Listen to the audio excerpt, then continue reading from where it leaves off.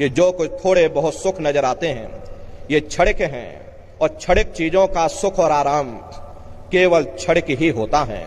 जितना इसके आने में हमें खुशी महसूस होती है उतना इसके जाने में भी हमें दुख भी महसूस होता।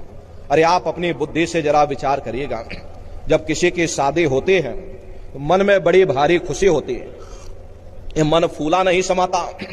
लेकिन यदि शादी के बाद उसी साथी के साथ कोई अनबन हो जाए, मन मुटाव या झगड़ा हो जावे, तो मन में भय पैदा हो जाता है कि कहीं साथी हमारा बदकाम ना निकल जाए, हमें छोड़ करके चला ना जाए, शराबी कबाबी और जुआरी ना बन जाए।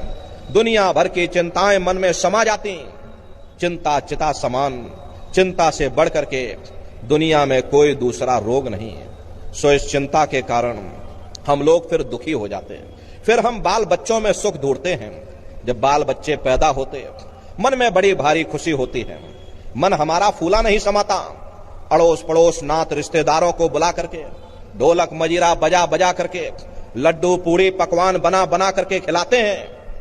लेकिन वही औलाद यदि बड़े होकर के नालायक निकल जाए, माँ बाप का कहना न माने, उनका आदर सत्कार न करे, तो वही औलाद हमारे लिए दुख का कारण बन जाती है। फिर हम दुनिया के जीव हुकूमत के नशे में सुख ढूंढते।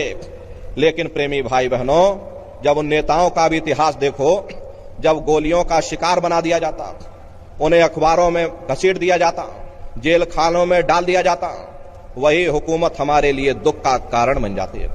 फिर हम भोग और वासनाओं में सुख ढूंढते हैं। लेकिन जिस वक्त बीमारियों का हिसाब हमें अपने जिस्म पर देना पड़ता, तब हमें होश आता है ये सुख का कारण है या दुख का कारण है।